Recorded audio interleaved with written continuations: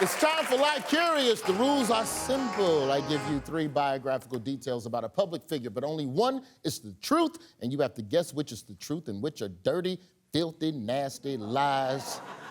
Let's begin. 3 facts about SAG Award winner Timothee Chalamet. Our facts are, he was baptized by Moby, had a YouTube channel where he modified Xbox controllers. His high school nickname was the Salamander. Which one is the truth? We are reading this, but Roy said Xbox controllers. Now that's an added detail. Oh. That makes me think that it's number 2. Oh. Okay, over here. I want to go with baptized by Moby because it's so implausible. But do we know? We don't know anything. Okay, yeah, we don't know anything about Moby or Timothee Chalamet. We don't. We don't. Number 1, baptized by Moby. It's number 2, the Xbox controller. There you go. Here's Tweeny Tim showing off a modified Xbox controller. What's good, YouTube? This is Modded Controller 360 with the Controller of the Week. Here's Red Tiger. Started it yesterday, finished it today. It looks nice, it looks sexy. That is vintage Salamander, man. Timothee Chalamet is something of a Renaissance man. What are some of his other hobbies? Trying to grow the rest of that mustache?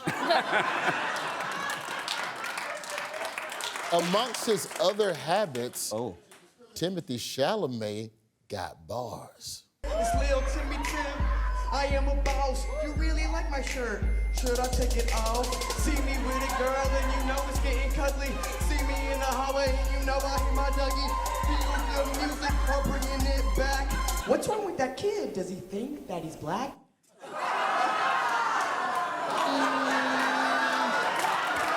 Looks like should have done that at the end. You said there weren't going to be any more bad stories. You know, there is a role to be played by white shame. Time now for 3 facts about House Speaker Mike Johnson. Seen here, imagining himself riding a dinosaur. Our facts about Mike Johnson are 1, he played washboard in a Zydeco band. 2, he refuses emojis for religious reasons. 3, he blamed the fall of Rome on excessive gayness. Excessive gayness. Jasmine's nodding her head. At the same time, I started nodding my head. 3. Yep. We're going with 3. Huh? 3 over here. I'm going to argue that we should go for played washboard in a Zydeco band because if you have no musical talent, that's the instrument to go for. We choose number 1. Yeah. The answer is number 3, Mike Johnson. Mike Johnson blamed the fall of Rome on excessive gayness. Here's Mike Johnson with his theory. Many historians, those who are objective, would look back and recognize and give some credit to the fall of Rome to not only the deprivation of the society and the loss of morals, but also to the rampant, homosexual behavior. Johnson's theory on the fall of Rome has been called, quote, totally baseless. And of course, Gladiator tried to blame the fall of Rome on Denzel Washington. Denzel, as you can see there, being robbed of an Oscar nomination. Speaking of the Roman Empire, does anybody know what Denzel Washington thinks of the Roman Empire? It better not also be homophobic, because I can't take it. Is it homophobic? Oh. I'm scared. Sorry, I'm bad. The answer is Denzel doesn't think about the Roman Empire at all. Here's a clip of Denzel learning about the TikTok meme that he does not like. Are you familiar with the sort of meme of like how often men think about the Roman Empire? Has anybody been asking you about this? It was like this thing that like men think about it once a day. About the Roman Empire? Men think about the Roman... No, not all men. But I do have a real question. What is excessive gayness? Like, am I doing it right now? Is it this? Time for 3 facts about Jodie Foster. Oh. Our facts are, she was attacked by a lion. No. She collects tires from famous movie cars like Herbie or the Batmobile. She was the 11th person in America to test positive for COVID-19. One is the truth. Which is it? I'm going with one. You like one? I feel All like right, my she... teammate likes one. We're going with one. I was leaning towards one. Now, Dave, did you see what Roy did? He added extra details to number 2. Did he? Now, I think he did that to throw us off the scent. Because the last time it was to draw us in. Yeah. So now we feel confident Yeah. in having decoded his secret language. You think you're so fucking slick. Roy. And you're not, Roy. You will not fuck with our minds. We're gonna go for 3 of them, right? We're gonna go for 3. Number 1 is the answer. Jodie Foster was attacked by a lion on the set of the 1972 film Napoleon and Samantha. Here's Foster describing her experience on the Jonathan Ross show. I remember seeing his mane. He came around me and he picked me up by the hip and turned me around and shook me around. And I was sideways, and I remember thinking, oh, this is an earthquake. Then I guess what I was told is that the trainer yelled, drop it, and the lion was, acquiesced and went, they dropped me.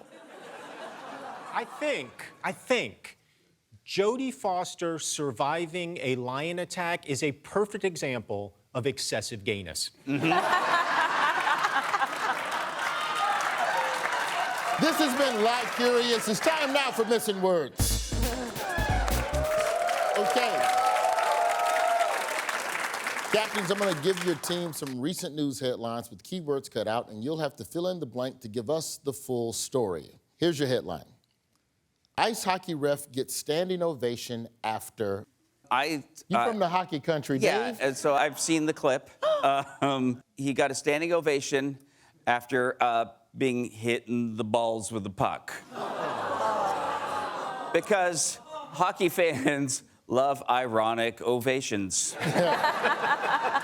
An ice hockey ref gets standing ovation after suffering every man's worst nightmare, which is getting hit in the balls. Take a look.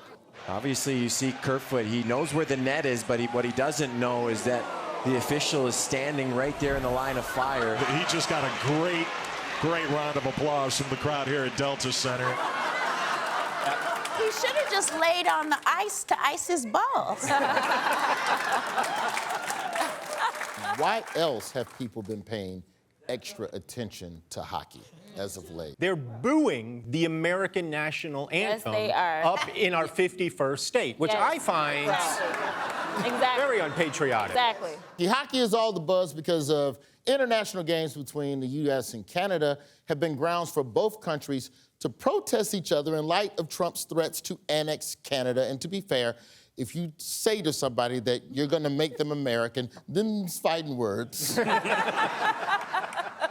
yes, you're correct. Americans have booed the Canadian national anthem. Show me that first.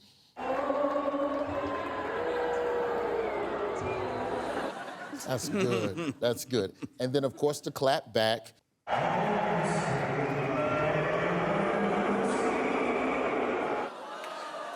All I can tell you is, do you know how hard it is for Canadians to be that rude? We will be saying sorry for years to come. Remember when we had French fries and we was mad at France? And we were, oh, they're freedom fries. What American item are Canadians renaming because they tired of our shit? Ooh, American cheese? No, not American cheese. No. New York bagels. The answer is coffee. Apparently, some coffee shops in Canada have been rebranding their Americano as a Canadiano. I love it. That's dumb. Celine Dion was right there. Here's your headline. Man caught with cocaine stash under blank in Colombia. Under his mustache? I know this one. Congresswoman, you want to take a stab at this one? Under his wig. Man caught with cocaine stash under toupee in Colombia. Authorities found over $10,000 worth of cocaine hidden in the hairpiece of a passenger trying to board a flight from Cartagena to Amsterdam. And yes, there's footage. Yeah! Oh, God.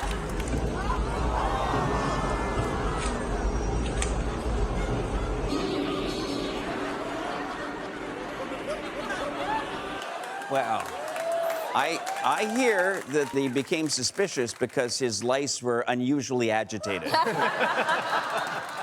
At least his situation wasn't as bad as my man who tried to smuggle it like this. A man was busted in Spain for trying to smuggle illegal drugs in a pretty obvious way. If you can't guess from these photos shared by investigators, the Colombian man tried to sweep a pound of cocaine under the rug. And by rug, we mean the one on his head, his toupee. Yeah, he stuck out like a sore thumb, so cops quickly arrested him.